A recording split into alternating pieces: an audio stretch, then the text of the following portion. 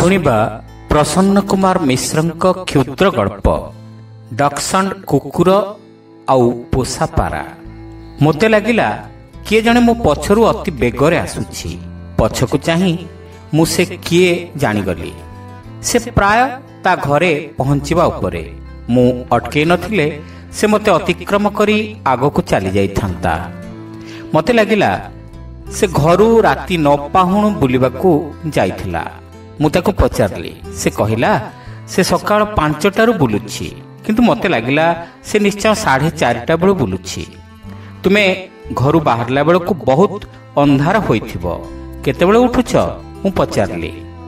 ସେ ଯାହା କହିଲା ମୁଁ ଆଶ୍ଚର୍ଯ୍ୟ ହୋଇ ଶୁଣିଲି। ତା କହିବା କଥା ସେ ପ୍ରତିଦିନ ସକାଳ 3ଟାରେ ଉଠେ। 1.5 ଘଣ୍ଟା ଧରି ସେ ତା ପୋଷା ପାରା ଆଉ ଅନ୍ୟ ଚଢ଼େଇମାନଙ୍କ ସହିତ 2ଟା ପୋଷା କୁକୁରଙ୍କର ଦେଖାଶୁଣା କରେ। ବାରଣ୍ଡା ଧୁଏ, ଡେଟଲ ବ୍ଲିଚିଂ ପାଉଡର ପକେଇ ଜାଗାର ଶୋଧନ କରେ। ତୁମେ ଏତେ କାମ ଏକୁଟିଆ କର? ମୁଁ ପଚାରିଲି। ସେ କହିଲା ସେ ଜଣେ ଭଲ ଲୋକ ପାଇଛି। ପ୍ରତିଦିନ ମାତ୍ର କେତେ ଘଣ୍ଟା ପାଇଁ ସେ ତାକୁ ସାହାଯ୍ୟ କରେ। ଭୋର ସକାଳ କାମ ବେଳକୁ ସେ ନିଶ୍ଚୟ ତା ପାଖାପାଖି ରହି ତାକୁ ସାହାଯ୍ୟ କରେ। ତା କଥା ଶୁଣି ମୋତେ ଟିକେ ଅଡୁଆ ଲାଗିଲା। ସବୁଦିନ ସକାଳୁ ପ୍ରାୟ 2 ଘଣ୍ଟା ଚଢ଼େଇଗୁଡ଼ାଙ୍କ ପାଖରେ ରହିବା, ତାଙ୍କ ରହିବା ଜାଗା ସଫା କରିବା ଦ୍ୱାରା ସ୍ୱାସ୍ଥ୍ୟ ନିଶ୍ଚିତ ଖରାପ ହେବ। ମୁଁ ତାକୁ ଏଇ କଥା କହିଲି। ସେ କିନ୍ତୁ ମୋ କଥାରେ ରାଜି ହେଲାନି।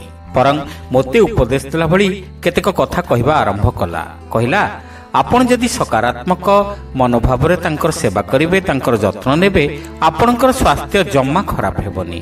କିନ୍ତୁ ନକାରାତ୍ମକ ଭାବନାରେ ଘୃଣା ଭାବ ପୋଷଣ କରି ଯଦି ଆପଣ ସେଇ କାମ କରିବେ, ଆପଣଙ୍କୁ ନାନା ପ୍ରକାର ରୋଗ ହେବ।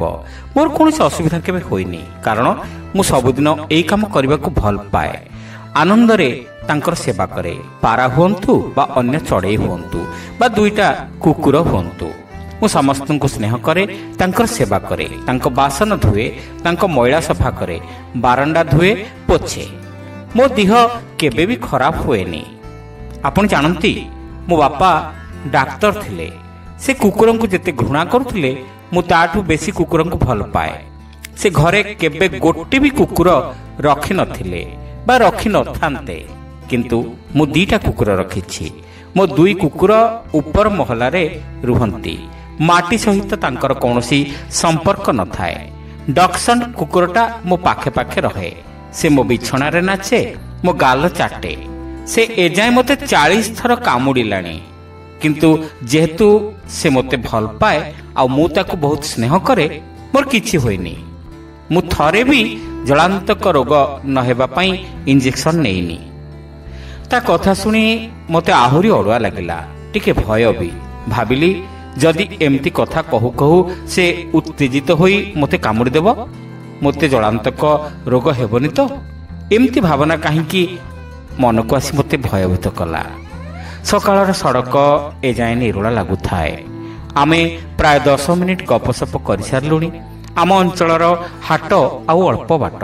ମୁଁ ଅନେକ ଦିନ ହେଲା ହାଟକୁ ଯାଇନଥିଲି। ଇଚ୍ଛା ହେଲା ଆଜି ଯିବି ଆଉ ଦେଖିବି ପାଖ ଗାଁରୁ ଚାଷୀମାନେ ନିଜ ବାଡ଼ିରୁ ସୋରିଷ, ମେଥି ଆଉ ବଥୁଆ ଶାଗ ବିକିବାକୁ ଆଣିଲେଣି କି ନାହିଁ।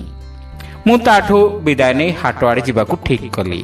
ତାକୁ ଚାହିଁ ହଉ ରହିଲି କହିଲା ବେଳେ ଦେଖିଲି ସେ ଅନ୍ତର୍ଧ୍ୟାନ ହୋଇଯାଇଛି, ଯେମିତି ସକାଳ ପବନରେ କୁଆଡ଼େ ମିଳେଇ ଯାଇଛି। ଶ୍ରୋତା ବନ୍ଧୁ, ଏଇଠି ଶେଷ ହେଲା ଗଳ୍ପ ଡକ୍ସଣ୍ଡ କୁକୁର ଆଉ ପୋଷା ପାରା। ଗାଳ୍ପିକ ପ୍ରସନ୍ନ କୁମାର ମିଶ୍ର। ଗପଟି ଆପଣମାନଙ୍କୁ କେମିତି ଲାଗିଲା କମେଣ୍ଟ କରି ନିଶ୍ଚିତ ଜଣାଇବେ। ଚ୍ୟାନେଲରେ ନୂଆ ହୋଇଥିଲେ ସବସ୍କ୍ରାଇବ୍ କରିବାକୁ ଭୁଲିବେ ନାହିଁ। ରହିଲୁ, ନମସ୍କାର।